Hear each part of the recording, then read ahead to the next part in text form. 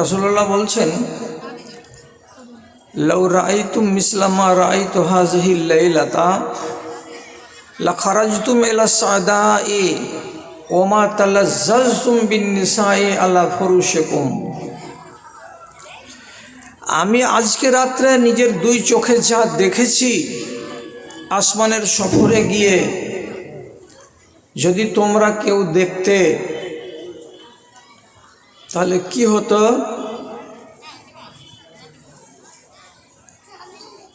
ভুতুনির মায়া লোক বদলে গেছো নাকি? এই ভুতুনির মায়া লোক, চলন কি আগের থেকে কিছুটা খারাপ হয়ে গেছে নাকি? হ্যাঁ, কথা বলছো কেন? তোমাদের আওয়াজ তো আমার কানে আসছে, তো আমি অতক্ষণ বন্ধ রাখি মাইকটা?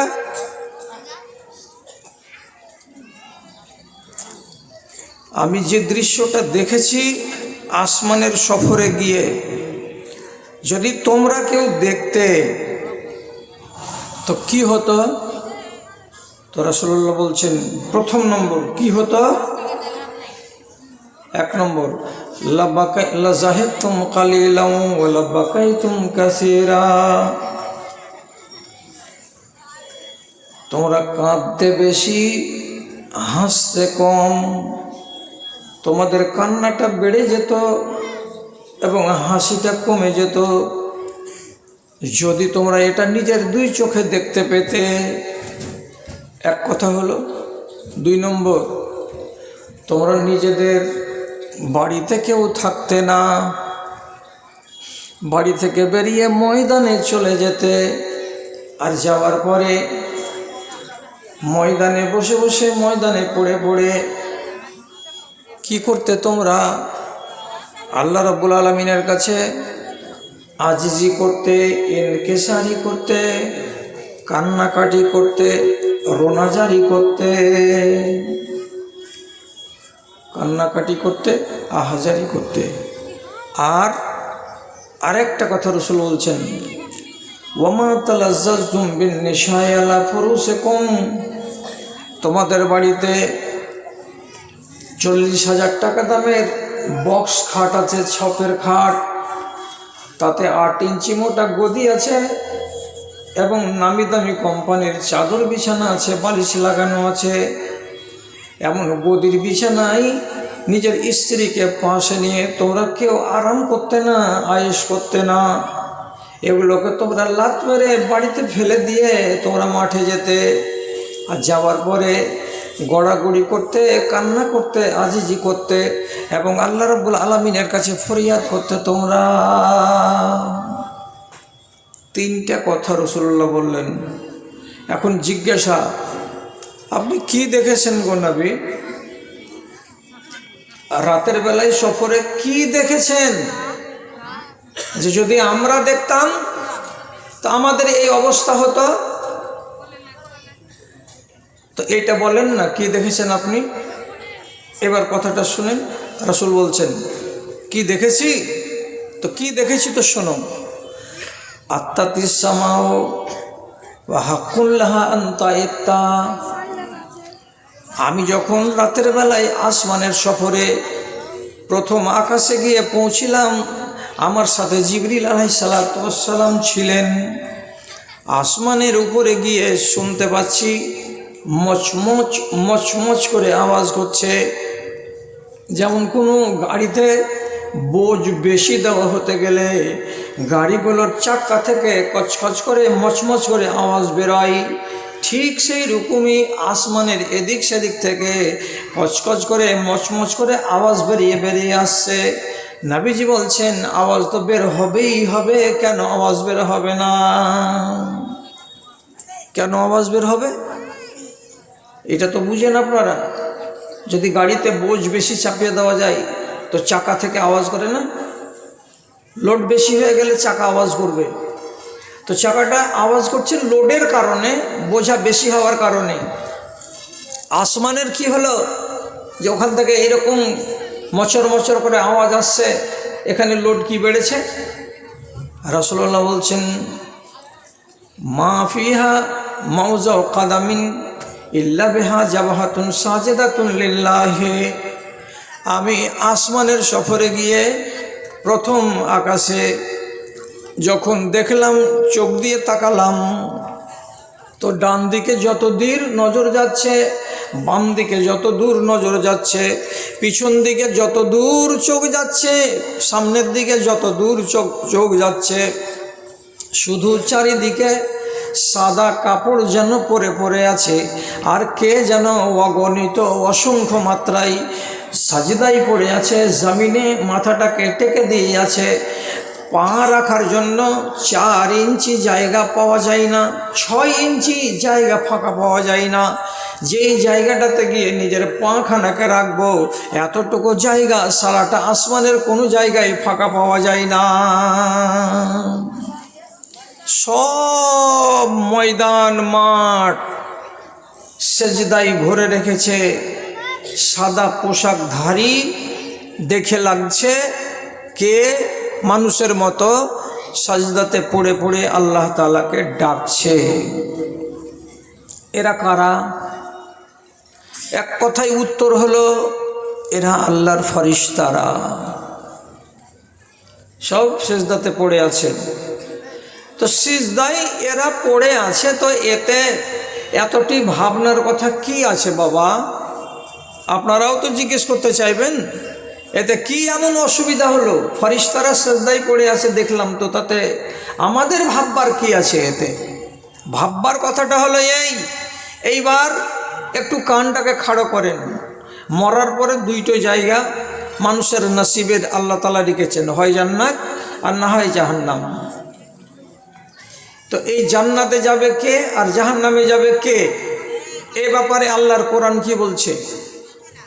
কোরআন মাজিদে স্পষ্ট করা আছে, লামলান্না জাহান্নামা মিনাল জিন্নাতি ওয়ান নাসি আজমাইন।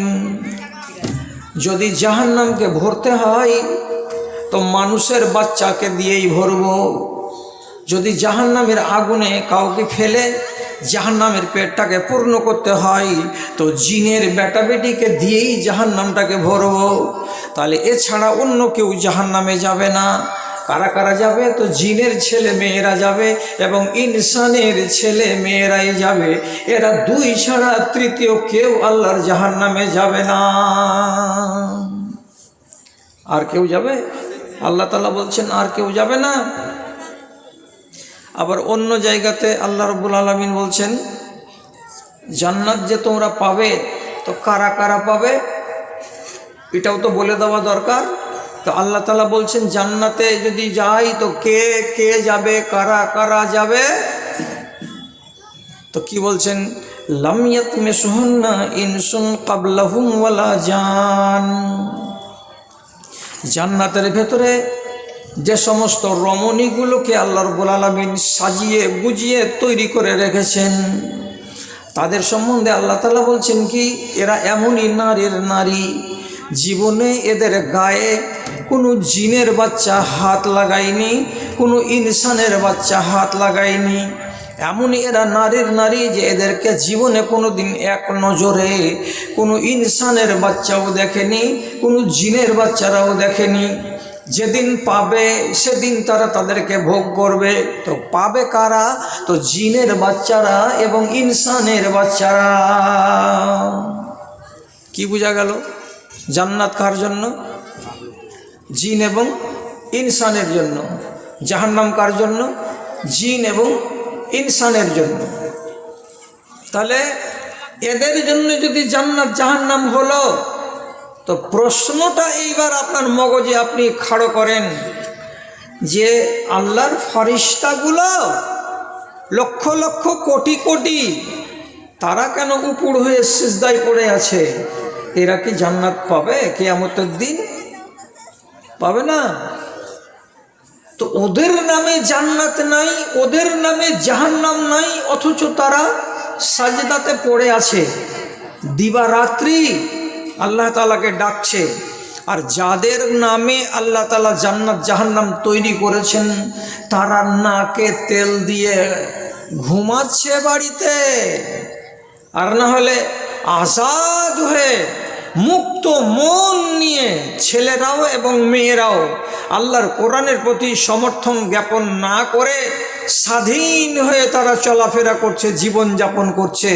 কেউ মনে হয় বিশ্বাসই করে না যে জান্নাত তোমাদের জন্য এবং জাহান্নাম তোমাদের জন্য। জি, আপনার নিজের ঈমানটাকে আপনি মিলান। ওদের নামে জান্নাত জাহান্নাম কিছু নেই, তবু ওরা রাত দিন ডাকে, আর আমাদের জন্য জান্নাত জাহান্নাম। তো আমি কতদূর আল্লাহকে চিনি এটা একটু মিলান, এটা একটু দেখেন, তার জন্যই বললাম। বেরাদারান ইসলাম, ভাবতে গেলে তো অনেক কথা ভাবার মতো আছে, কিন্তু ভাবতে কি কেউ রাজি আছে? আমার সাথে কথা বলুন দয়া করে। সহি হাদিস বলছি, একদম সঠিক হাদিস বলছি। এক সাহাবী বলছেন, আমি বিদেশে বেরিয়েছিলাম, রাত লেগেছে, এক গাছের তলায় চাদর পেড়ে আমি ঘুমাচ্ছিলাম। ঢের রাত হলো, তখন উঠে আমি নিজে নিজে বলছি, শুয়ে শুয়ে কত রাত কাটাবো, একটু নমাজ পড়ি। নমাজ পড়তে দাঁড়ালাম, এইবার ফাতিহা পড়লাম, অন্য সূরা পড়লাম, রুকু করলাম, তারপরে সাজদা করতে যাচ্ছি। সাজদাতে মাথাটাকে জমিনে লাগাবো, ঠিক এরকমই সময় আমি কি দেখছি, রায়তু শাজারাতা সাজদাতান লিল্লাহি।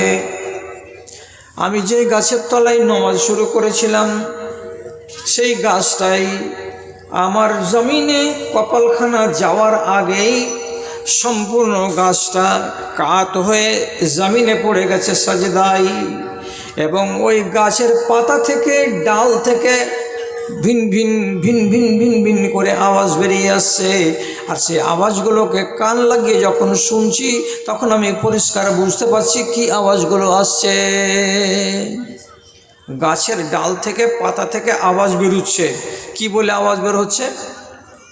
তো গাছ বলছে, আল্লাহুম্মা আকতুব লি বিহা ইনদাকা আজরান ওয়াজআলনি বিহা বিজরান ওয়াজআল ইনদাকা যুখরান ওয়াতাকাব্বাল মিনহু মিন্নি কামা তাকাব্বালতা মিন নাবিয়্যিকা দাউদ। গাছটা জমিনে পড়ে গিয়ে বলছে কি, আয় আল্লাহ, আমি যে সিজদা দিচ্ছি জমিনে মাথা রেখে দিয়ে, আল্লাহ এর বদলে তুমি কিছু নেকি আমার জন্য লিখে দিও। এই আল্লাহ, এই নেকিটাকে তোমার কাছে জমা করে রাখিও। এই আল্লাহ, আমার দ্বারাই যদি কোনো ভুল হয়ে যেয়ে থাকে, তাহলে আমার ভুলগুলোকে তুমি মার্জনা করে দিয়ে থাকো, এবং আমার সেজদাটাকে এমনি করে কবুল করো যেমন করে তোমার নবী দাউদ সেজদায় পড়ে দোয়া করেছিলেন এবং আপনি কবুল করেছিলেন, ওই রকম করে আমার এই সেজদাটাকে কবুল করে নাও। দোয়াটা কে করছে? মানুষে না গাছে? মানুষে না গাছে? গাছে। এত সুন্দর গাছে যদি দোয়া করে, আর সে যদি সাজদাতে পড়ে পড়ে আল্লাহ তাআলার কাছে দোয়া করে, তাহলে আপনার মুখ থেকে একটু আওয়াজ বাহির হবে কি? আওয়াজ বের করেন। জিজ্ঞাসা করছি, যে গাছ সাজদা দিয়েছে, দোয়া পড়েছে, আবার এই দোয়াটাকে রাসূলুল্লাহ যখন শুনতে পেলেন ওই সাহাবীর মুখ থেকে, তখন তিনি নিজে রাতের বেলায় নমাজে এই দোয়াটাই পড়লেন। তাহলে কত ভালো দোয়া। এবার আপনাকে জিজ্ঞেস করছি, যে গাছটা এত মিষ্টি দোয়া বলেছে, আর যে দোয়াটাকে রাসূলুল্লাহ পছন্দ করেছেন, যে গাছটা আল্লাহর নামে সাজদা দিয়েছে, কিয়ামতের দিন এই গাছটা জান্নাতে যাবে? আপনার মন কি বলছে? গাছের জন্য কি আল্লাহর জান্নাত? না, ওরা তো জান্নাত পাবে না। তো তাহলেও সে আল্লাহকে চিনতে গিয়ে জমিনে মাথা ফেলে সেজদা দিচ্ছে। এর নামে জান্নাতও নাই, এদের নামে জাহান্নামও নাই। আর আমার নামে জান্নাত আছে, আমার নামে জাহান্নামও লেখা আছে, যেহেতু আমি আদমের বাচ্চা। তো আমার সেজদা কতটুকু বেড়েছে আর গাছের সেজদাটার সাথে তুলনা করে দেখার জন্য আমার সময় এসেছে না আসেনি? পাহাড়, নদী, গাছগাছালি, মরুসাগর পাক পাখালি সব গাহে তার গান, শুধু গাহে না জিন পরি ইনসান রে, শুধু গাহে না জিন পরি ইনসান। ফুলের মধু এত যে মিষ্টি, কে করেছে এসব সৃষ্টি, বলো তো কাহার দান, শুধু গাহে না জিনপুরি ইনসান রে, শুধু গাহে না জিনপুরি ইনসান। দুঃখের কথা, যাদের নামে আল্লাহ রাব্বুল আলামিন এসব আরামের বস্তু করেছে, তারা আজ দুনিয়াতে নাকে তেল দিয়ে ঘুমাচ্ছে। রব্বুল আলামিনের কাছে এটা আর তারা কামনা করছে না যে ইবাদতের মধ্য দিয়েই আমি আমার জান্নাতটাকে সুনিশ্চিত করে নেব, কেউ ভাবে না। দাদারা, কিছু কথা শুনুন, বেশি রাত হয়ে যায়নি। নবী দাউদ এক গাছের তলায় আরাম করতে বসেছিলেন। হঠাৎ করে যে জায়গাতে তিনি আরাম করছেন সেখানে একটা রাঙি পিঁপড়া এসে পায়ে কামড় দিয়ে দিল। যেমনি পাটাকে কামড়ে দেয়া, বিষ লাগলো, মনটাতে কষ্ট হলো। তখন নবী দাউদ করলেন কি, একটা খাদেমকে ডেকে বলছেন, এতটি কাঁড়ি অন্তরে বাবা, পুয়াল নিয়ে আইতো। এতটি পুয়াল নিয়ে এসে ওই জায়গাটাতে সবটিকে ছিটিয়ে দেওয়া গেল। দেওয়ার পরে দিয়াশালের কাঠি মেরে দিয়ে আগুন লাগিয়ে দিল। যেমন আগুন লাগিয়ে দেওয়া, ওই গাছের তলায় 10-12 হাত জায়গার ভেতরে যতটি পিপিলিকা ছিল, সমস্ত পিপিলিকাটি এক নিমেষের ভেতরে পুড়ে শেষ হয়ে গেল, একটাও বাঁচল না। সাথে সাথে আল্লাহ রাব্বুল আলামিন নবী দাউদের কাছে শোকজের নোটিশ পাঠিয়ে জিজ্ঞাসা করে দিলেন। কি বলছেন? লাকাদ আহারাক্তা কওমান ইউসাব্বিহুনা বিহামদি রাব্বিহিম। হে আমার নবী দাউদ, এই যে এক্ষুনি 5 মিনিট আগে এই গাছের তলায় এই কটা পুয়ালকে ছিটিয়ে দেওয়ার পরে তুমি কাঠি মেরে আগুন লাগিয়ে দিলে, যার কারণে 2000, 3000, 4000 পিপিলিকা সাথে সাথে মরে নিমেষে শেষ হয়ে গেল। এরা তো শুধু পিপিলিকা নয়, এরা এই গাছের তলায় এই মাঠে চড়ে বেড়াচ্ছিল এবং তারা আমার নামে তাসবিহ বয়ান করছিল। এরা ওদের ভাষায় বলছিল, আমি ওদের ভাষাগুলোকে বুঝছিলাম। আর তুমি যখন জ্বালিয়ে দিলে, পুড়িয়ে দিলে, তখন 1000 পিপিলিকা 2000 পিপিলিকার মুখ থেকে আমার নামে তসবিহ পড়া বন্ধ হয়ে গেল। এই খেসারতটা কে দিবে? আমাকে জবাব দাও। কথা বুঝতে পারলেন? নবী দাউদ লাজবাব হয়ে গেলেন।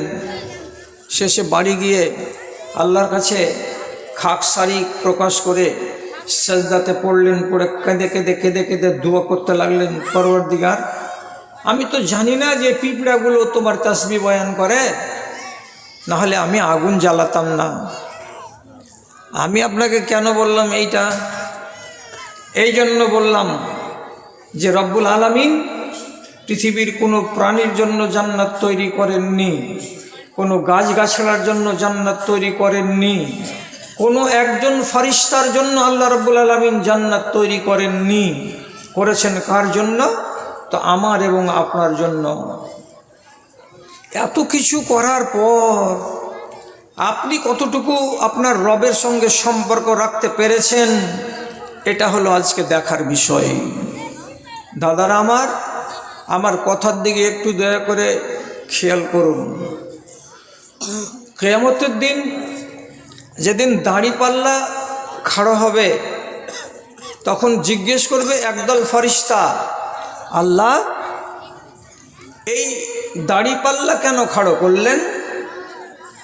তো রব্বুল আলামিন জবাব দিয়ে বলবেন, এখানে আমি আমার বান্দাদের আমলকে ওজন করব, তার জন্য দাঁড়িপাল্লা খাড়ো করলাম। তখন একগুলো ফেরেশতা সেজদা থেকে মাথা উঠাবে। আল্লাহ তাআলা অর্ডার করবেন, মাথা উঠাও, ও ফেরেশতারা মাথা উঠাও। মাথা উঠাবে। এরা কতদিন ধরে সেজদাতে পড়েছিল? হাদিসের ভেতরে লেখা আছে, যেদিন আল্লাহ তাআলা ওকে তৈরি করেছেন সেই দিনই তাকে তৈরি করার পরে আদেশ করেছেন তুমি সাজদাতে পড়ে যাও। সেই দিন সাজদাতে পড়েছে, আর পড়ে সাজদাতে আল্লাহ রাব্বুল আলামিনের তাসবিহ পড়ে যাচ্ছে পড়ে যাচ্ছে পড়ে যাচ্ছে। কতদিন ধরে পড়ে যাবে? কম করে যদি বলি, হাদিসটা যখন নবীজির মুখ থেকে শুনেছি তখন থেকে যদি হিসেব করি 1450 বছর হয়ে গেল। আরও যদি 1000 বছর কিয়ামত না হয়, তারপরে যদি কিয়ামত হয়, তাহলে আল্লাহর ওই ফেরেশতাটা কতদিন সাজদাতে থেকেছে? 2400 বছর, মানে 2400 বছর ধরে সাজদাতে পড়ে রয়েছে। একটা নয়, দুটা নয়, চারটা নয়, শত শত ফেরেশতা এরা সাজদায় পড়ে আছে। মাথাটা উঠাবে কবে? তো কিয়ামতের দিন যখন দাঁড়িপাল্লা খাড়ো হবে সেই দিন। তারপরে সে আবার আল্লাহ তাআলার সামনে আরজি জানিয়ে বলবে, আবাদনাকা মা আবাদনাকা হাক্কা ইবাদাতিকা। হে আল্লাহ রাব্বুল আলামিন, 2500 বছর ধরেই আমরা সাজদা করলাম, পড়ে থাকলাম মাটিতে, কিন্তু তোমার যেমন করে ইবাদত করার ছিল ওই রকম করে মন ভরে তোমার ইবাদত করে দিতে পারলাম না। আল্লাহ, তুমি খুশি হতে পারলে কি পারলে না? আল্লাহজি 2500 বছর ধরে সিজদাতে পড়ে থাকার পরেও আল্লাহ তাআলার সামনে কি বলছে? তোমার মন ভরলো জি আল্লাহ, মনে হয় তোমার মন খুশি হলো না মালিক, তোমাকে মনে হয় রাজি করতে পারলাম না এ সিজদা দিয়ে। কেন বললাম ভূত নির্লোক? আপনি কটা সাজদা দেন সারাটা 24 ঘন্টাতে? আঙুল গুনেছেন কি? গুনেননি। সারা দিনে রাতে একটা মানুষ 17 রাকাত ফরজ নামাজ পড়ে আর 12 রাকাত সুন্নাতে মুআক্কাদা পড়ে, তো হয় টোটাল 29 রাকাত। আর 1 রাকাত বেতরের নামাজ পড়ে, তো টোটাল হয় 30 রাকাত। 30 রাকাত নামাজে কটা সাজদা হয়? 60খানা সাজদা হয়। 60টা সাজদা একটা মানুষ 24 ঘন্টাতে দেয়। আপনি এই 60টা সাজদা দিতে টোটাল যদি টাইম দিয়ে থাকেন আল্লাহ তাআলাকে, বড় জোর 60 মিনিট দিয়েছেন, না হয় 70 মিনিট দিয়েছেন, তারপরেই আপনি নেমে পড়লেন কোথায়? তো আল্লাহর নাফরমানি করতে। ঈমান গেল না থাকলো এটা আর আপনি ভাবতে গেলেন না, দুনিয়াদারিতে নেমে পড়লেন। আপনার সাজদাগুলোর গুরুত্ব আছে না নাই ওগুলো আর ভাবতে গেলেন না। আপনি মনে মনে ভাবলেন কি যে আল্লাহ তাআলাকে 30 রাকাত নামাজ পড়ে দিয়ে দিয়েছি, আর ভাববার কি আছে? অথচ একটা আল্লাহর ফেরেশতা কতদিন ধরে সিজদায় পড়ে আছে আপনাকে আনুমানিক হিসাব দিলাম যে 2500 বছর ধরে। তারপর উঠে গিয়ে বলছে আল্লাহ তোমাকে খুশি করতে পারলাম কি পারলাম না? আপনার এরকম চেতনা মনের ভেতরে জেগেছে কোনোদিন যে আমরা কেমন ইবাদত করছি আল্লাহ তাআলাকে? বরং আপনি করছেন কি আল্লাহর সাথে লড়াই। মায়েরা কি করছে? তো আল্লাহর সঙ্গে লড়াই। কি করে লড়াই করছেন? একটা একটা করে যদি গুনিয়ে দিই, তো যতটি মহিলা এখানে বসে আছে 90টা মহিলা ধরা পড়ে যাবে কিসে? তো অপরাধে। আর 95টা পুরুষ ধরা পড়ে যাবে কিসে? তো অপরাধে। অপরাধী কেন অপরাধী জড়ালাম? আপনারা বলবেন কি করে তুমি ধরাবা, আমরাকে অপরাধী সাব্যস্ত করতে পারবা? বলো তো দেখি। তো দেখাচ্ছি, আমার নজর দিয়ে নয়, আমার মুখ দিয়ে বলছি। দেখেছেন তাকে সাহাবায়ে কেরাম।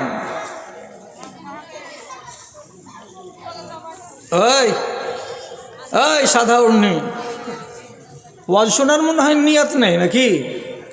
মাছ বেচতে এসেছিলে নাকি বাড়ি থেকে? তোমার মুখ পশ্চিম দিকে কেন? এদিকে মুখ করে তুমি শুনতে পারো না? কষ্ট যদি হয়তো বাড়ি যাও না, জেগে কেন আছো?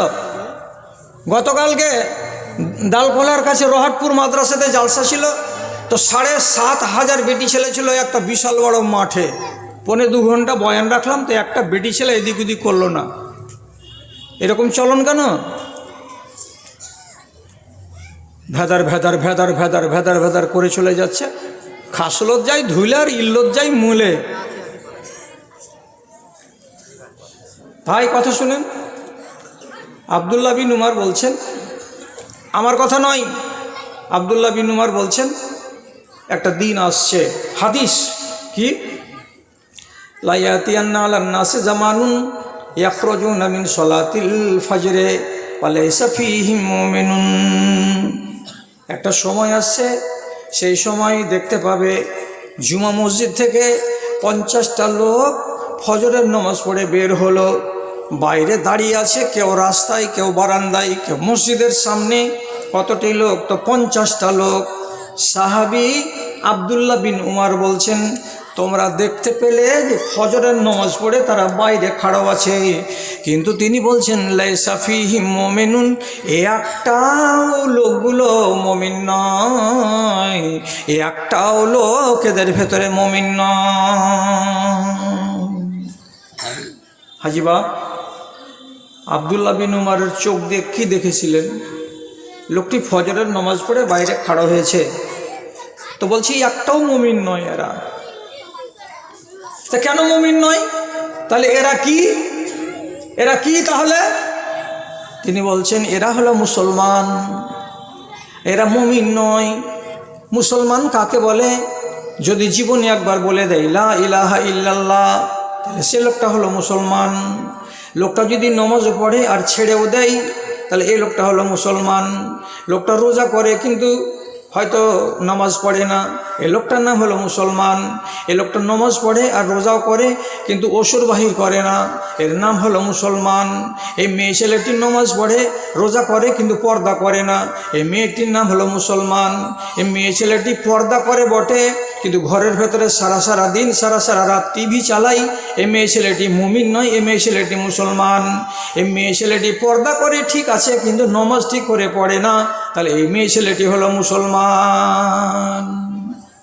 এরা হলো মুসলমান। মুমিন পেলাম না। মুমিন কাকে বলা যায়? মুসলমান কাকে বলা যায়? আল্লাহ তাআলা যতটি কাজে নিষেধ করেছেন আপনাকে, আপনি নিষেধে পা দিবেন না, আর যতটি কাজ আল্লাহ তাআলা আপনাকে হুকুম করেছেন এইটিকে আপনি ছাড়বেন না, এই মানুষটাকে বলা হয় মুমিন। কথা বুঝে গেল? যদি বুঝে যেয়ে থাকেন, একটা যদি অন্যায় কাজ আপনার দ্বারাই হয় তাহলে আপনার নাম মুমিন নয়, আপনি মুসলমান। আপনি ওখান থেকে আওয়াজ দিয়ে বলবেন ধর মুসলমান হলো তো কি জান্নাত তো পাবো।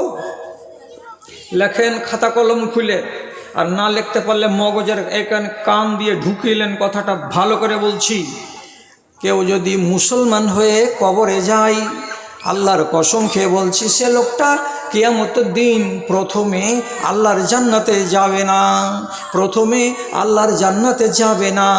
আগে 6 মাস, 1 মাস, 1 বছর কিংবা 8 মাস আল্লাহর জাহান্নামে জ্বলবে, আর জ্বলার পরে সাজাটা শেষ হওয়ার পর সে আল্লাহর জান্নাতের মুখ দেখবে। আর যারা মুমিন হয়ে মরবে, যারা মুমিন হয়ে মরবে, তারা মরার পরে কিয়ামতের দিন সরাসরি আল্লাহর জান্নাতে যাবে। এরা জীবনে কোনো দিন জাহান্নামের মুখ দেখবে না। মুমিন মরে সরাসরি জান্নাত, মুসলমান মরে আগে জাহান্নাম তারপরে জান্নাত। বুঝা গেল? রাত বেশি হয়নি, 12টা বাজতে যাচ্ছে, এখন ঘুম ধরে গেছে আপনাকে। কথাটা বুঝতে চেষ্টা করেন। আব্দুল্লাহ বিন উমার কি বললেন? 50টা লোক ফজরের নামাজ পড়ে বেরিয়েছে সকালবেলায়, এদের ভেতরে একটাও মুমিন নাই। কেন গো? আঙুলে গুনেন, এখান থেকে শুরু করবো, ডাহিন দিকে পৌঁছে দিব। কেন এরা মুমিন নয়? 1 নম্বর, এই যে দেখতে পাচ্ছ এখানে ফুল প্যান্ট পরে ছেলেটা দাঁড়িয়ে আছে, আজকে ফজরের নামাজ পড়ে আসলো। তুমি মনে মনে বলবা যে ছেলেটা মুমিন, কিন্তু কসম আল্লাহর, ওই মসজিদ থেকে বেরিয়ে যাওয়ার পরে যেমনি বাইরে রোডে পা দিবে, সাথে সাথে তিরঙ্গার প্যাকেটকে খুলে জর্দার সঙ্গে মিশিয়ে মুখে ভরে সারাদিন ক্যাচার ক্যাচার করে চিবিয়ে বেড়াবে। এই ছেলেটাকে আরবিতে বলা হয়, বাংলাতে বলা হয় হারামখোর। যে হারাম খায় সে মুমিন নয়। গেলি রসতলে কয়টা পাওয়া গেল এরকম তিরঙ্গাখোর? 4টা। আর একজনের পকেটে এমনি করে খালি লাড়ছে, আর একলা একলাই মনে মনে করছে খাইনি তো আছে, কিন্তু চুন আছে কি না, হ্যাঁ চুন লাগছে, ধার চাইতে হবে কাউরি কাছে। যারা এরকম করে নামাজ পড়ে বেরিয়ে এসে রোডে হাতের তেলে তেমনি এমনি করে কচলাই, গাইল মনে করিয়েন না, এটা আপনাকে আমি বাপ বলছি, এটাকে গাল মনে করিয়েন না, এটা শব্দ। যারা এই জিনিসটা খায় এরা হারামখোর, হারাম খায়। যে হারাম খায় সে মুমিন নয়, এটা হলো মুসলমান। 10টা গেল। এদিককার 4-5টাকে বলছে, এই তোরা কোন দেশে দোষী? বলছে এই বছর আমার বাড়িতে 50 মণ গম ঢুকেছে, আমি ফসল পেয়েছি গম। কতটিতে? 50 মণ। আল্লাহ রাব্বুল আলামিন নাই বলছেন 20 মণ যদি গম হয় তো 1 মণ আল্লাহকে দিয়ে দাও, এটা আল্লাহর জমিনের ট্যাক্স। অতএব তোমার 50 মণ হয়েছে, হিসাবে পড়ছে 2.5 মণ, এটা তুমি আল্লাহর নামে বের করে দাও, এটার নাম হলো ওসুর। তো শতকরা এখানে দেখতে পাওয়া গেল যে 10 জন লোককে এমন পেলাম যে গলিতে একটা ছোট্ট কুঠি আছে, ওতে 20 কেজি গম বের করে রেখে দিয়েছে। আর দেওয়ার পরে বিবিকে যে বলছে, আদরের মারে যতটি ওসুরের গম হয় বাইরে কুঠিতে রাখা আছে, ওইখান থেকে ফকিরকে দিবি, ওইখান থেকে ইয়াতিমকে দিবি, ওইখান থেকে ভূতনি মাদ্রাসাকে দিবি, ওখান থেকে ভাদু মাদ্রাসাকে দিবি। তাহলে 20 কেজি গম কয় জায়গাতে দেওয়া যায়? সারা বছর ধরে ওই 20 কেজি গমকে আপনি বিলাতে আছেন, অথচ আপনার এখানে 2.5 মণ গম বের হওয়ার কথা ছিল ওসর, কিন্তু আপনি ওসর বের করেননি। তো যারা ওসর বের করে না তাদের ফসলের, এই লোকগুলো ফজরের নামাজে এসেছে, এরা কিন্তু মুমিন নয়, এরা হলো মুসলমান। এখানে 4টা লোক দেখে তো শেকেল ভালো লাগছে খুব গো, এর আগে কেন মুমিন বলা হলো না? হিসাব রাখো, যত জমি ছিল তলে তলে তলে তলে 2টা বেটার নামে করে দিয়েছে, বেটিগুলোকে ফাঁক্কা তাড়া, কিছুই দিতে রাজি নয়। বেটিরা নাকি জমি পাবে না, বেটিরা তো পরের ঘরই হয়ে গেছে, তো বেটিকে জমি দিবে না বলে বেটাদের নামে জমি লিখে দিয়ে এখন এই বুড়া মরার অপেক্ষা করছে, কবরে যাওয়ার অপেক্ষা করছে। তো নামাজ পড়তে গেছিল ভালো কথা, কিন্তু এই লোকটা মুমিন নয়, এই লোকটা হলো মুসলমান। গেল এতটি বেটা ছেলে গেল। বেটি ছেলেটি কেন মুমিন হতে পারল না? যদি এরা যদি মসজিদে হাজিরা দেয়, নামাজ পড়ে আসে, বলছে এর ভিতরে একটাও মুমিন নেই, সবটি মুসলমান। কেন গো? তো বলছে এই মেয়েটির ভিতরে 10টা মেয়ে ছেলে এমন পাওয়া যাবে যে মেয়ে ছেলেটি এখানে নামাজ পড়লো মসজিদে, আর মসজিদে নামাজ পড়ে বাড়ি যাওয়ার পরে টিভি খুলবে, খোলার পরে সিরিয়াল দেখবে, সিরিয়াল যদি না দেখে তো ওর দানা হজম হবে না। যদি এমন অপবিত্র এবং এমন বাজে খেয়ালের মহিলা থাকে, তাহলে পরে সে মেয়ে ছেলেটি মুমিন নয়, সে হলো মুসলমান। এর ভিতরে 10টা মেয়ে ছেলে এমন পাওয়া গেল যারা নামাজ পড়ে বটে, কিন্তু যদি এখানে মোড়ের বাড়ি ভোজ থাকে, ভোজ খেতে যাওয়ার জন্য যখন বাড়ি থেকে বেরোয় তখন তার মুখ ঢাকা থাকে না, তার হাতগুলো খোলা থাকে, তার চেহারাটাকে সম্পূর্ণ খুলে রেখে দিয়ে মানুষের সামনে ড্যাং ড্যাং করে হেঁটে হেঁটে ভোজ বাড়িতে চলে যায়। আজনাবি মানুষের সামনে প্যান্ডেলে বসে লোকমা তুলে তুলে মুখের ভেতরে লোকমা পড়ে, অথচ তাকে একটুও লজ্জা লাগে না। এমন বেটি ছেলে যদি থাকে তো সে মেয়ে ছেলেটি মুমিন নয়, সেটা হলো মুসলমান। গেল গুটি। আর কতটি? এই মজলিসে 12-14টা মেয়ে ছেলে এমন আছে, যদি তার নিজের চাচাতো ভাইয়ের বিয়ে লাগে তো এখান থেকে বিয়েটা যাবে কোথায়? তো রতুয়া, এত দূর জায়গা যাবে আর আসবে বরযাত্রীর বেশে। বেটা ছেলেরা বরযাত্রী যাওয়া হলো হারাম, বরযাত্রী যাওয়া হাদিস সম্মত নয়, তথাপি বেটা ছেলেরা যাবে, কিন্তু সাথে সাথে 15 থেকে 20টা মেয়ে ছেলে সাজবে। ওরা যদি না যায় তো পেটের ভাত হজম হবে না। আর যে কটা মেয়ে ছেলে সে যে বরযাত্রী যাবে তারা সবটি যুবতী যাবে, একটাও মেয়ে ছেলে তারা মাথাতে কাপড় দিবে না। শরীরে যে পোশাকটা লাগানো আছে সে পোশাকটা পর্দার পোশাক নয়, এত এলোমেলো পোশাক, এত পাতলা কাপড়ের পোশাক, তার শরীরটা আধা আধা দেখা যায়, মাথার চুল দেখা যায়, গলা দেখা যায়, তার যৌবনটা কত পরিমাণের সেটাও বুঝতে পারা যায়। তো কোনো নারী যদি মুসলমান ঘরের মেয়ে হয়, হওয়ার পরে সে যদি পর্দাকে বিশ্বাস না করে, বেপর্দা হয়ে পরের বাড়ি চলে যায় বরযাত্রী সেজে, মেয়ে ছেলেটি নমাজ পড়তে গেলেও সেটা মুমিন বেটি ছেলে নয়, এটা হলো মুসলমান মেয়ে ছেলে। আবদুল্লাহ বিন উমর বলছেন 50টা লোক নামাজ পড়লো তো কেউ মুসলমান মুমিন নয়, সবটি মুসলমান। আচ্ছা, আপনাদের তো মনে ভিতরে ভিতরে রাগ লাগছে যে হ্যাঁ তোরা কি দুনিয়াতে চ্যাংড়া মুলবি গাল্লা পাইস না যারা একটু গরম গরম ওয়াজ করে দিবে? তো তোমার ইমানে যে পোকা লেগে গেল তো পোকাটা ছুটিয়ে লিবে না, খালি গরম গরম ওয়াজ লিবা, সত্যানাশ হয়ে যাবে। হারামের ওয়াজ শুনে শুনে শুনে শুনে চুল দাড়ি পেকে গেল, আজ পর্যন্ত মদ ছাড়তে পারলা না। কিসের জন্য বলছো নিজেকে মুমিন? আজ পর্যন্ত সুদ ছাড়তে পারলা না, কিসের জন্য বলছো নিজেকে মুমিন? আজ পর্যন্ত ব্যভিচার দেশের মাটিতে বন্ধ হলো না, কেন বলছো মুমিন? মুমিন বলার অধিকারটা কোথায় পেলে? সঠিক কথা হলো এটাই, মুসলমান আজকের জামানায় নিজের ইমানকে নিয়ে মূল্যায়ন করে না, আমার ইমানটা ঠিক আছে না নাই। জি, কার উদাহরণ দিব? আমি একটা নারীর হাদিস বলছি। কি নারীর হাদিস? একটা মেয়ে ছেলে এলো আম্মা আয়েশার কাছে, এসে বলছে, কি বলছে? ইশতাকাত ইলা আয়েশাতা আন কাসাবাত কালবিহা। মা আয়েশাকে বলছে, আম্মা জান, আমি একটা মেয়ে ছেলে মানুষ, আমার দিলটা বড় কড়া, আমার দিলটা বড় শক্ত। আমার বাড়ির সামনে যদি একটা 80 বছরের ফকিন্নিকে দেখতে পাই তো আমার দিল নরম হয় না।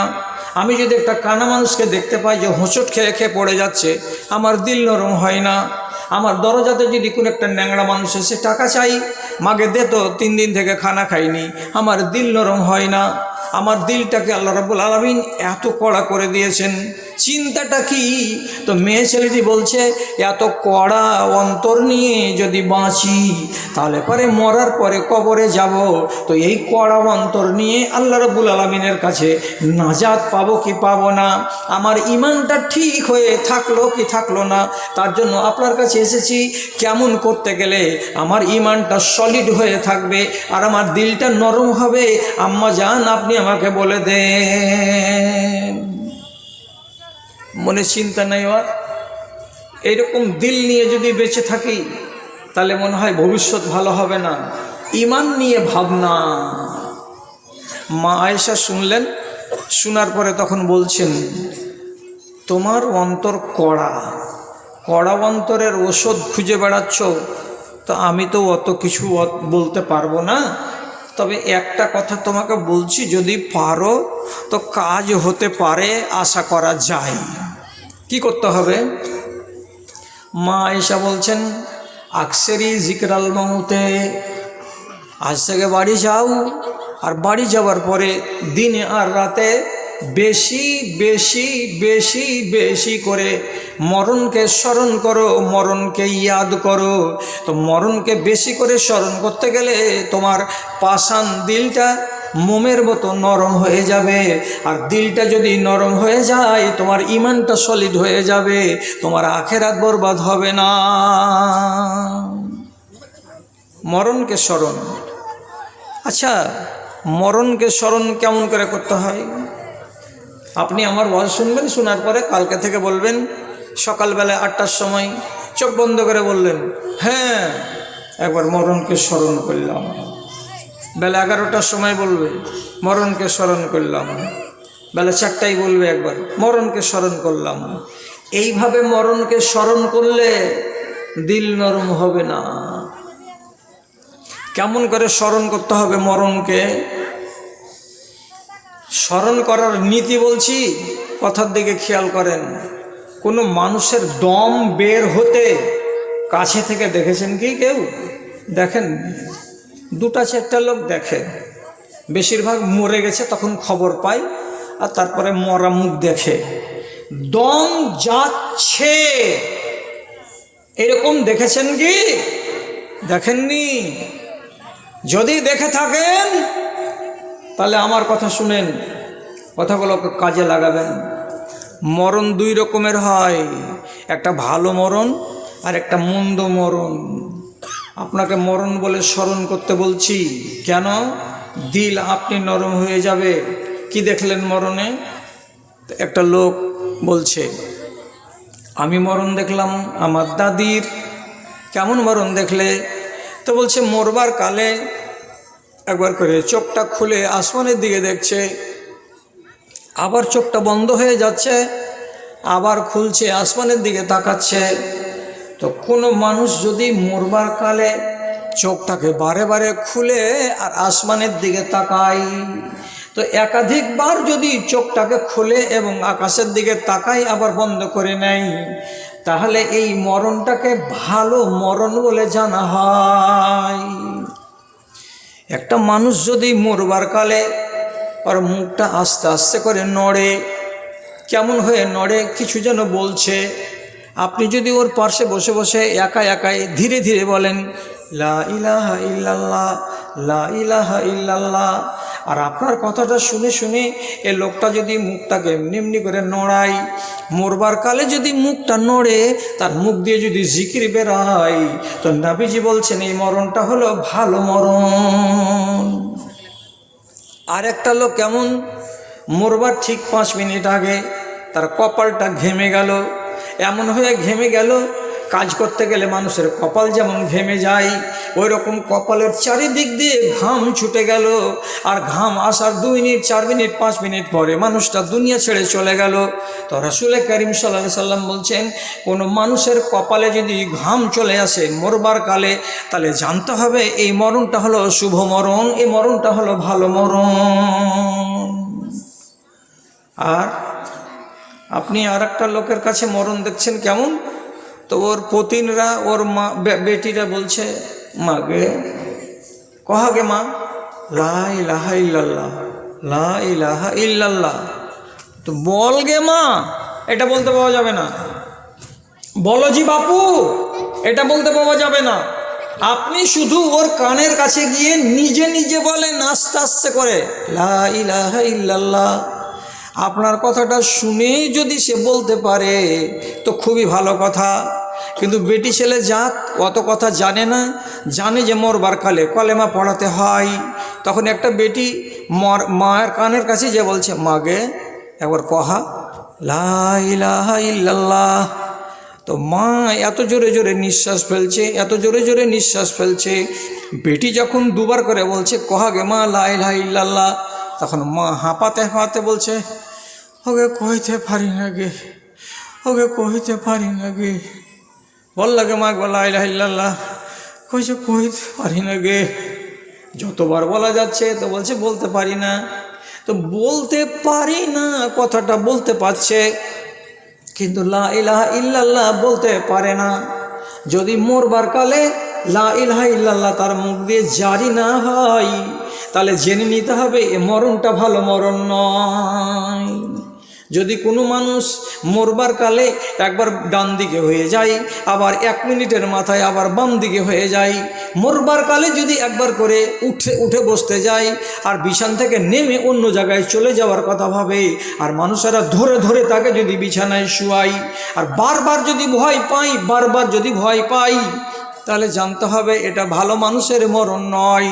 কোনো মানুষ যদি মরবার কালে হঠাৎ করে ছাদ থেকে পড়ে একটা শব্দ বের করতে পেল না, হঠাৎ করে মোটরসাইকেল ট্রাকের সঙ্গে আঘাত লেগে গেল, রোডে পড়ে গেল, জবান বন্ধ হয়ে গেল, একটা শব্দ বলতে পারলো না, এইরকম হঠাৎ মরণ যদি কোনো মানুষের হয়, তো নবীজি বলছেন এটা ভালো মানুষের মরণ নয়। তোমার মাকে কেমন মরণ মরতে দেখেছো? যে দেখিনি, বাকিটি দেখো। কি দেখব?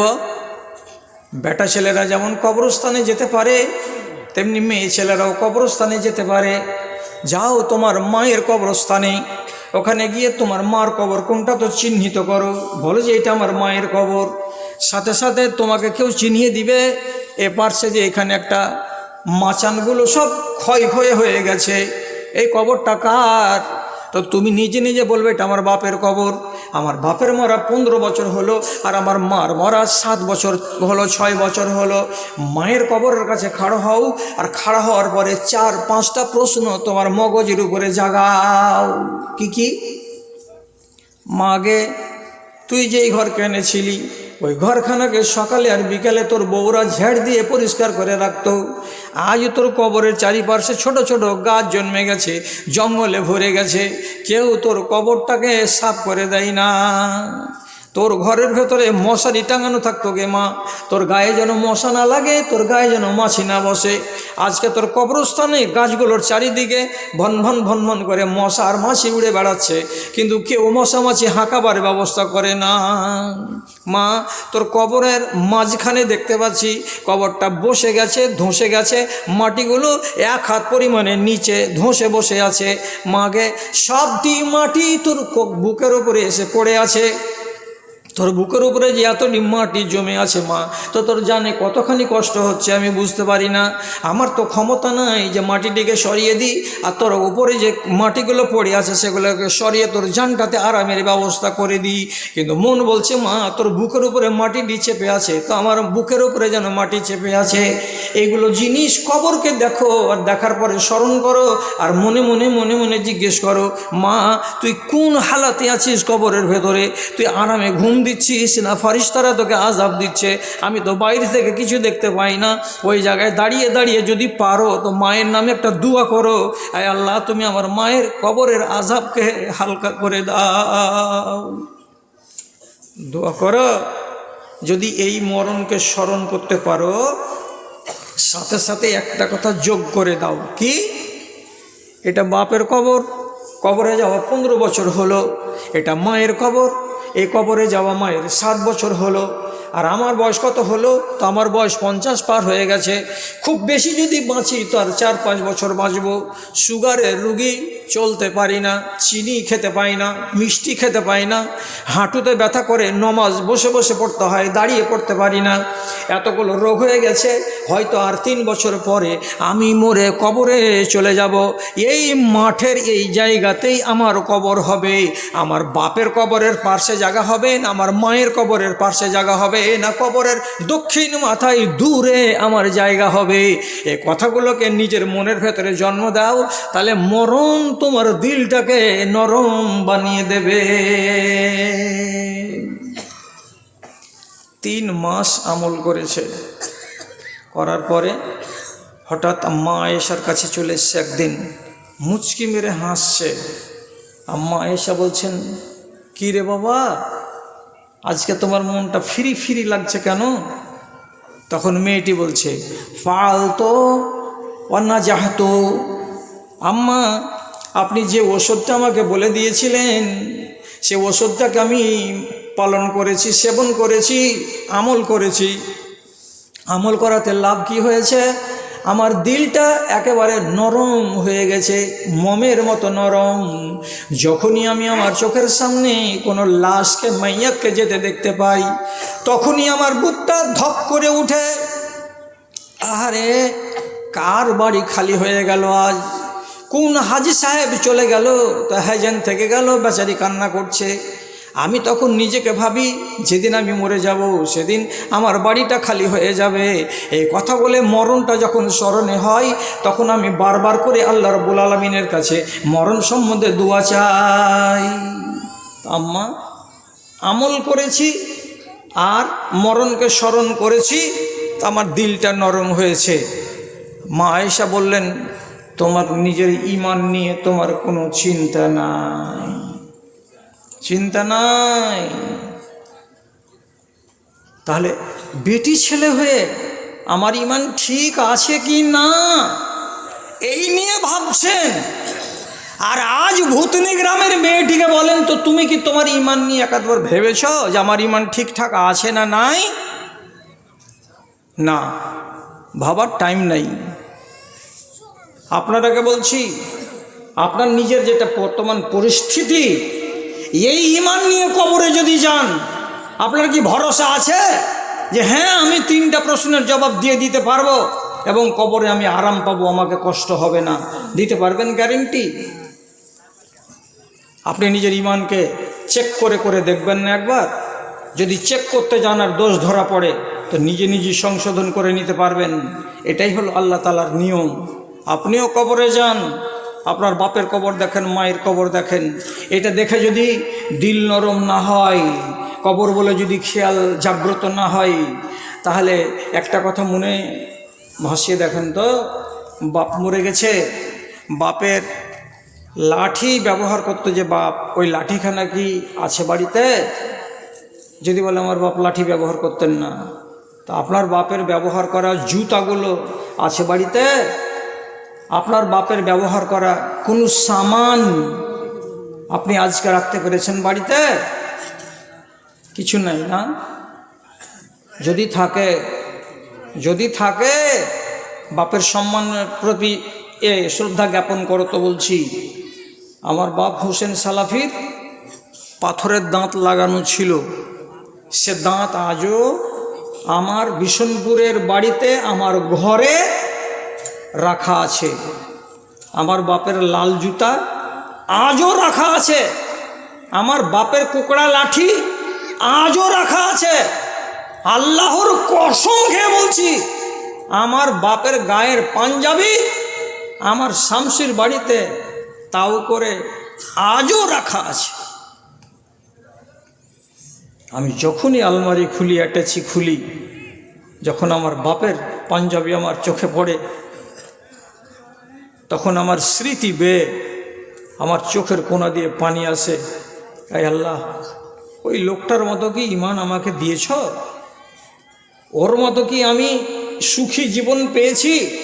হয়তো সুখী জীবন পেয়েছি, কিন্তু তার মতো সলিড ঈমান কি আমি হতে পেরেছি? ভাবনা জাগে মনের ভেতরে।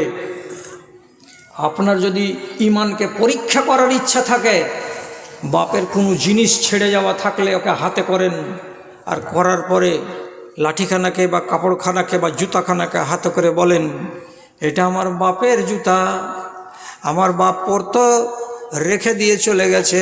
কোথায় গেছে? তো কবরে গেছে। এই ঘরখানা কার?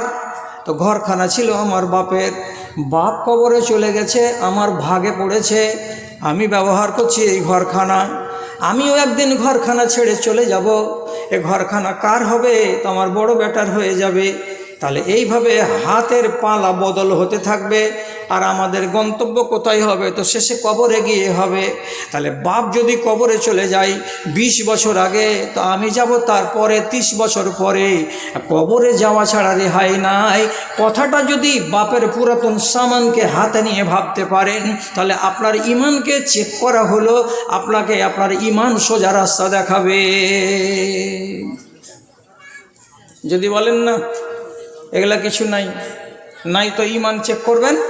যান এই ভূতনি গ্রামের মসজিদে, উত্তর চণ্ডীপুর জুমা মসজিদে কোনো এক পাশে খাটলি আছে? হ্যাঁ না বলুন তো, খাটলি আছে? পিতলের আছে, স্টিলের আছে না কাঠের আছে? স্টিলের আছে। যান, কাউকে দেখিয়ে নয়, একলাই কি করতে হবে? আগামীকালকে এশারের নামাজ পড়া হয়ে যাবে, সমস্ত মানুষগুলো বাড়ি চলে আসবে। লাইনটাকে বন্ধ করে দেন, বাল্বটাকে বন্ধ করে দিয়ে খাটলিটার উপর থেকে ঢাকনাটাকে সরিয়ে দেওয়ার পরে আপনি নিজে একাই বিসমিল্লাহ বলে ওই খাটটাতে লম্বা হয়ে একবার শুয়ে যান। মানা আছে শুয়ে যেতে? কি মানা নাই? শুয়ে যান।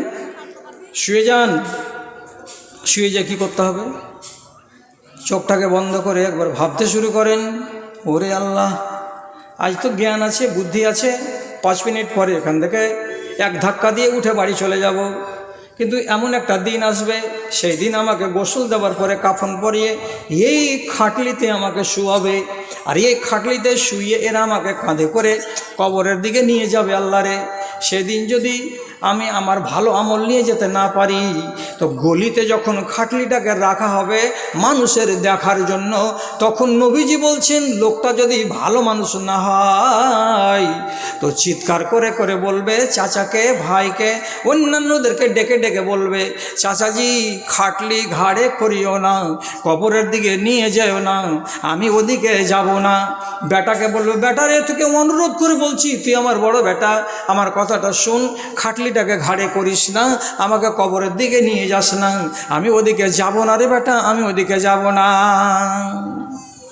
ভালো মানুষ যদি না হয় তো চেঁচাবে, রাসূলুল্লাহ বলছেন এত করে চেঁচাবে, এত করে চিৎকার করবে, লাউ সামি আসাও তাহু লাসায়েকা, যারা জীবিত মানুষ আছে তার চিৎকার যদি শুনতে পেত, তাহলে যারা যে 8জন লোক তাকে ঘাড়ে করে নিয়ে আছে, এরা 8জন লোক গলিতেই আছাড় খেয়ে পড়ে সবাই মরে যেত। এত জোরে চিৎকার করবে আর বলবে যাব না, যাব না, কবরের দিকে যাব না। শুয়ে দেখেন কালকে একবার হুঁশ ঠিকানাতে লেগে যাবে, বলবে আল্লাহ এও জিনিস, এখানেও শুতে হবে। তাহলে আপনার ইমানকে যদি চেক করতে যান, তাহলে আপনাকে এই পদ বললাম, আপনি নিজে চেক করেন। বিরান কবরকে দেখে এসেন একবার, যদি ওতে জ্ঞান না হয় একবার হসপিটালে যান, যেগুলো হসপিটালে ক্যান্সারের রুগী শুয়ে আছে, যেগুলো হসপিটালের বেডে বড় বড় রুগী, যাদের কিডনি ফেল হওয়া রুগী আছে, যারা আরও জটিল জটিল রোগে আক্রান্ত আছে, মালদা সদর হসপিটাল, এখান থেকে দেখবেন নজর দিয়ে তাকিয়ে তো একবারে ওই মসজিদ পর্যন্ত ডানে আর বামে শত শত রুগী পড়ে আছে। কেউ আল্লাহ বলছে, কেউ ভগবান বলছে, কেউ মরে গেলাম গেল, কেউ কি বলছে। তামাশাগুলো দেখেন, সব শেষখানা হলো কোথায়? তো কবর। জি, ইরান দেখিলে তুমি দেখিলে তুরান, আরব দেখিলে তুমি দেখিলে মিশর, কিন্তু কভু না দেখিলে নীরব নগর, কিন্তু কভু না দেখিলে নীরব নগর। যে নগরে চলে গেছে শাহ সুলেমান, সে নগরে যেতে হবে, নাই পরিত্রাণ রে, নাই পরিত্রাণ। ইমান ঠিক আছে কিনা বাজান আপনার নিজের ইমানকে। এক সাহাবীর কথা বলছি শুনুন, লম্বা করব না। আমার সামনে ঘড়ি আছে, আমি ঘড়ি দেখছি আর ওয়াজ করছি। যেমনি বলবে সভাপতি ছেড়ে দেন, টাইম হয়ে গেছে, আমি সঙ্গে সঙ্গে ছেড়ে দেব। এক সাহাবীর দিকে তাকান, রাসূলুল্লাহর কাছে বেলা 10টার সময়তে এসেছে, এসে বলছে আল্লাহ পাকের রাসূল, আমি একটা কথা বলতে এসেছি। কি কথা? তো বলছে আমার দ্বারা একটা ভুল হয়ে গেছে, এই ভুলের উপরে থেকে যদি মরে যাই তো আমার কি পরিণাম হবে ভেবে আমার কিন্তু ঘুম হয় না। কি হয়েছে বাবা? তো রসুলকে বলছে এই সাহাবী, কি কথা হাদিসে আছে? ওই যে কানাতলি জারিয়াতুন ফাসাক্কাতুহা সাক্কাতান, আমার একটা 15 বছরের কাজের মেয়ে আছে, যাকে বলা হয় লন্ডি, যাকে বলা হয় কৃতদাসী। এই কৃতদাসীটা আমার ছাগল চড়াই ওহদ পাহাড়ের কিনারায়। ওহদ পাহাড়ের পাশে ছাগল চড়া ছিল। গতকালকে একটা ছাগলকে বাঘে উঠিয়ে নিয়ে চলে গেছে, আর মেয়ে ছেলেটি ছাগলটাকে বাঁচাতে পারেনি। যখন বাড়ি এলো তখন আমি ছাগলগুলোকে গুনতে লাগলাম। গুনতে আমার ছাগলের সংখ্যা আমি 35টা পেলাম। মেয়ে ছেলেটিকে জিজ্ঞেস করে বলছি, এরে মেয়ে বলতো আমার ছাগল হবে 36খানা, তো আছে কেন 35খানা? একটা ছাগল কোথায় গেল? তখন মেয়েটি, নির্বোধ মেয়ে, 15 বছর বয়সের, আমাকে জবাব দিয়ে বলছে একটা নেকড়ে বাঘ এলো জঙ্গলের দিক থেকে, এসে ছোট্ট বাচ্চাটাকে খপ করে ধরে নিল, আর নেওয়ার পরে দৌড়ে দৌড়ে পাহাড়ের অন্য দিকে চলে গেল। আমি দৌড়ে এসে তাকে ধরতে পারলাম না এবং ছাগলের বাচ্চাটাকে বাঁচাতে পারলাম না। যখন বলল এই কথা, কি করলাম আমি? সাক্কাতুহা সাক্কাতান, আমি একটা পূর্ণবয়স্ক বেটা ছেলে, আমি এমনি করে হাতটাকে তুললাম আর 5 আঙুলের হাত দিয়ে জোর করে তাড়াম করে বেটি ছেলেটার গালে একটা চড় কষে দিলাম। যখন জোর করে চড় কষে দেওয়া এতটাই মেয়ে ছেলেটাকে লাগলো যে টাউরি লেগে যেমন মানুষের জ্ঞান হারিয়ে যায়, তেমনি মনে হচ্ছে মেয়েটির জ্ঞান হারিয়ে যাওয়ার মতো চুপচাপ ঝিমুনি খেয়ে দাঁড়িয়ে থাকলো আমার সামনে। তারপরে 5-7 মিনিট পর যখন তার অস্বাভাবিক অবস্থাটা কাটলো, তখন আস্তে আস্তে কাঁদতে কাঁদতে বাড়ির দিকে চলে গেল।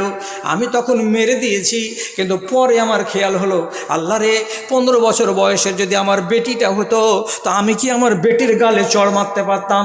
এটা কাজের মেয়ে, তার জন্য তার গালে চড় মেরে দিয়েছি, এটা মনে হয় অন্যায় হয়ে গেল।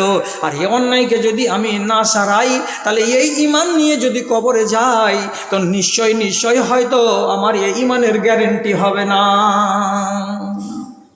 কি করি? রসুলের কাছে এলো, এসে তখন রসুলকে ঘটনাটা শোনালো। আল্লাহ পাকের রসুল বলছেন, মেয়েটিকে সাথে করে এনেছ? জি না, আনিনি। তো রসুল্লাহ বলছেন, ওকে সাথে করে নিয়ে এসো, যাও। আবার বাড়ি গেল, বাড়ি গিয়ে মেয়েটিকে সাথে করে নিয়ে আসলো। এই যে চড় খেয়েছে গালে, তো ওই যে ঝিমুনি ধরা, এখনও সে ঝিমুনি খেয়ে আছে, ওর গাটা যেন মনে হচ্ছে ঝিমঝিম করছে, দুশ্চিন্তায় মগ্ন হয়ে আছে মেয়েটি। রাসূলুল্লাহর সামনে ডাকলেন, এই মেয়ে কাছে এসো, এখানে এসে কাছে এসে দাঁড়ালো। তারপরে রসুল বলছেন, আমি তোমাকে একটা কথা জিজ্ঞেস করছি, বাবা একটু জবাব দাও। কি? খেয়াল করেন, রসুল বলছেন মেয়েটিকে, আইনাল্লাহ, ও মেয়ে বলো তো আল্লাহ কোথায়? আল্লাহ কোথায় আছে? যেমন আল্লাহ কোথায় আছে নবীজি বললেন, সাথে সাথে মেয়েটি এমনি করে আঙুলটাকে আসমানের দিকে তুলে দিয়ে ইশারা করে বলছে, মুখে কোনো কথা বলল না। নবীজি বুঝতে পারলেন এই মেয়ে ছেলেটি বলতে চাইছে আল্লাহ কোথায়, তার জবাব হলো আসমানের দিকে কিংবা আসমানে। রাসূলুল্লাহ এবার থামলেন, থামার পরে দ্বিতীয় প্রশ্ন করে বলছেন, এই মেয়ে আমার দিকে তাকাও। তখন মেয়েটি রাসূলুল্লাহর দিকে তাকিয়েছে। তখন রাসূলুল্লাহ এবার দ্বিতীয় প্রশ্ন করে বলছেন, মান আনা, এ মহিলা বলো তো আমি কে, আমার নাম কি, আমাকে তুমি চিনো না চিনো না, আমার সম্বন্ধে তোমার কি জানা আছে?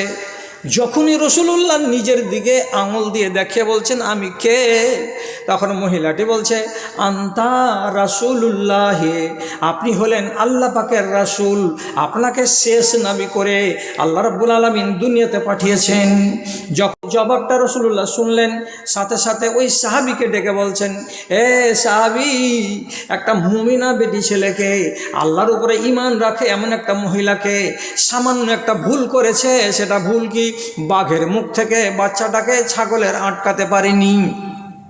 তুমিও তো আটকাতে পারতে না, তোমার চোখের সামনে থেকে যদি নিয়ে পালিয়ে যেত, তো তার কারণে একটা এত বড় চড় মেরেছ যে মেয়ে ছেলেটা 24 ঘন্টা কেটে গেল, এখনও সে ঝিম ধরা হয়েই আছে। এটা ভালো কাজ হয়নি, ভালো কাজ হয়নি। থরথর করে কাঁপছে বেচারি। আল্লাহ, এই ফুটাচূড়া ঈমান নিয়ে তোমার কাছে যাব আমি? সাথে সাথে কাঁপতে কাঁপতে বলছে, কি কি কি কি করতে হবে রাসূল, কি করতে হবে, কি করব, কি করতে গেলে আমার কল্যাণ হবে আর আমি ধরা পড়ব না আল্লাহ তাআলার কাছে? রাসূলুল্লাহ ওকে বলছেন, আতে কাহা, মেয়ে ছেলেটিকে স্বাধীন করে দাও। যদি কোনো লোনডিকে, কৃত দাসকে বা দাসীকে আজাদ করতে হয় তো কমসে কম 2000, 3000, 4000 করে দিরহাম দিতে হয়, তাহলে একটা মানুষ আজাদ হতে পারে। অথচ এই লোকটা নিজেকে জাহান্নামের আগুন থেকে বাঁচাবেন বলে রাসূলুল্লাহর কথা শুনে সাথে সাথে মেয়েটিকে ডেকে বলছেন, ওরে আমার কাজের মেয়ে বাঁধি, আমি তোমাকে আল্লাহর ওয়াস্তে স্বাধীন করে দিলাম, তোমার কাছে একটা কানা করি আমি নিব না। আজ থেকে তোমার যদি ইচ্ছা জাগে তো আমার বাড়িতে থাকো, আর আজ থেকে যদি তোমার ইচ্ছা না জাগে তো তুমি স্বাধীন হয়ে ঘুরে বেড়াও। আজ থেকে তুমি পরাধীন নও, তোমাকে আমি শৃঙ্খল মুক্ত করে দিলাম। মেয়েটিকে আজাদ করে দেওয়ার পরে মনে মনে প্রশান্তি লাভ করে আস্তে আস্তে বাড়ির দিকে যাচ্ছে। তো একা একাই মনকে বলছে, মন রে, যে কাজ করেছিলি রাসূলুল্লাহ যদি উপায় বের করে না দিতেন তো এই ফাটাচূড়া ঈমান নিয়ে কবরে গেলে তোর নিস্তার হতো না। তাহলে ঈমানকে বাজিয়ে বাজিয়ে দেখবেন না। ওয়াজ শেষ, ঘড়িতে বলছে 12টা 35। যেমনি পৌনেতে কাঁটা ঠেকবে আমি ছেড়ে দেব, কেন যে আপনার টাইম অনেক আমি নিয়ে নিলাম। আমি শুধু একটা কথা বলছি মেয়েদেরকে, আর একটা কথা বলছি ছেলেদেরকে। তা কি, ছেলেরা দুনিয়ার যত কিছু আমল করছেন করেন, যদি নামাজ না থাকে তো সমস্ত বস্তাকে ট্রাক থেকে লাত মেরে আছাড় দিয়ে ফেলে দেওয়া হবে হাসরের মাঠে। সাদকার নেকি, মসজিদ গড়ার নেকি, আর খায়রাত করার নেকি, আর ফকিরকে টাকা দেওয়ার নেকি, আর এই নেকি ওই নেকি, একটাও কাজ দেবে না। সঠিক কথা বলছি আপনাকে। আর মেয়ে ছেলেরাকে বলছি, তোমার উপর একটা বাড়তি দায়িত্ব আছে, সেটা হলো এই, নমাজ তো পড়বেই, কিন্তু তার সাথে সাথে তুমি যদি পর্দার নামের ফরজটাকে না মানো, তাহলে তোমার নমাজ আর রোজা আর হজ আর জাকাত সবকে গড়িয়ে ফেলে দেওয়া হবে, তুমি জান্নাতের মুখ দেখতে পাবে না। আগে থাকতে হবে তোমার কাছে পর্দা, তারপরে আসবে তোমার নমাজ রোজা হজ জাকাত। পুরুষের পর্দা নাই, পুরুষের ডাইরেক্ট নমাজ আছে, তাহলে বাকি সব ঠিক আছে। নমাজ নাই, আপনার কিছুই নাই। অতএব আমি আপনাদেরকে হাত ধরে বলছি, পা ধরে বলছি, আর একটু দুর্বল কথা বলছি, আমাকে নেট দুনিয়ায় দেখবে, দেখার পরে সমালোচনা করবে, তাদের মুখ বন্ধ করার জন্য বলছি কি, টাইম যদি না থাকে 4 রাকাত জোহরের পড়েলেন, বাকিটি যদি না পড়েন তো আযাব হবে না। মাথা ঝুকান, বুঝতে পারলেন? মাগরিবের 3 রাকাত পড়ে দেন, বাকি 2 রাকাত সুন্নাত পড়তে পারছেন না, ছেড়ে দেন, আপনাকে আযাব হবে না। ইশারের 4 রাকাত পড়ে দেন, বাকি 3 রাকাত আর পড়বেন না, আপনাকে আযাব হবে না। যদি পড়ে দিতে পারেন তো দরজা উঁচু হবে, শেষ থাকবে না নেকির। আর যদি না করেন, নমাজ মোটেই না পড়েন, কোনো চারা নাই। আর একটা দুর্বল কথা বলবো কি, তোরা পারলে এই কথাটাকে নেট থেকে কেটে দিস রে, এটুকাকে দিস না নেটে। সেটা কি, মসজিদে যেয়ে যদি নমাজ পড়তে না পারা যায়, তো যেখানে আছো সেখানে 3 রাকাত নমাজ মাগরিবের পড়ে দাও, 4 রাকাত আসরের পড়ে দাও। যদি বাড়িতেই পারো তো বাড়িতেই 4 রাকাত পড়ে দাও। আল্লাহ রাব্বুল আলামিনের আযাব থেকে বেঁচে যাবে। নেকি যদি নাও বাহাই, আযাব হবে না। আর যদি সমলে না পড়ো, গেল রসদ তলে। আবার বলছি, মদ খাচ্ছ, একবার মদ খেলে 40 দিনের নমাজ কবুল হবে না। কারণ মদখোর বলবে, কি করবো জি, সোমবারের দিন মদ খেয়েছি, তাহলে তো এখন 3 দিন হয়ে গেল, আরও 37 দিন তাহলে নমাজ কবুল হবে না, তো কমসে কম 37 দিন তো আরাম পেয়ে গেলাম। আল্লাহর কসম খেয়ে বলছি কি, নমাজ কবুল না হতে গেলেও এই মদখোর, তোমার নমাজ ছাড়া চলবে না। নমাজ চালিয়েই যেতে হবে। আপনি বলবেন নমাজ কবুল হবে না তো পড়বো কেন? এর মানে হলো এই, ওই নমাজের সওয়াব পাওয়া যাবে না, কিন্তু নমাজ তারপরেও যদি পড়ো তো তোমার হাজিরির খাতায় নাম লেখা যাবে, তোমাকে আযাব দেওয়া হবে না, নমাজ ছাড়ার সাজা তোমাকে দেওয়া হবে না। বুঝা গেল? ওয়াজ শেষ। নমাজ পড়নি এতদিন, তো এখন নমাজ পড়বা? বলছি হ্যাঁ পড়বো। তো 20 বছর যে নমাজ পড়িনি তার কি হবে? তো কিছু কিছু লোক ফতোয়া দিয়ে বলবে প্রত্যেক দিন আসরের নামাজ ডাবল করে পড়ো, একবার জামাতে পড়ো আর একবার 4 রাকাত পড়ো। কিসের লেগে? বলছে এরকম করে করে করে করে 1.5 বছর চালাবো। তো তাহলে 1.5 বছর আসরের কী হয়ে গেল? আপ টু ডেট হয়ে গেল। মাগরিবের ডবল পড়বো, এইরকম করে 2 বছর চালাবো, তো যেগুলা নমাজ ছুটে গেছে ওগুলা কারেন্ট হয়ে যাবে। কথা শুনেন, ওয়াজ শেষ করে দিয়েছি। এরিয়ার নমাজ জীবনে কোনোদিন আপডেট হবে না। যা ছুটে গেছে, একে আর নতুন করে তুমি দোহরিয়ায় কাজা করবা, হবে না। তাহলে কি করে আমি মেকআপ নিব? 20 বছর জন্য নমাজ পড়িনি। ভালো করে শুনেন, 20 বছর নমাজ পড়েছেন, 30 বছর নমাজ পড়েননি, কিয়ামতের দিন দেখছে কি পাল্লা উপর দিকে চলেছে উঠে, কি হবে এবার? আল্লাহ তাআলা বলছেন ফানজুর এলা তাতাউই আবদি, আমার ফেরেশতারা আমার এই বান্দার নেকিগুলোকে পাল্লাতে চাপিয়েছো, নমাজের নেকি বেশি নাই কম হয়ে যাচ্ছে, কি করে মেকআপ নেওয়া যাবে?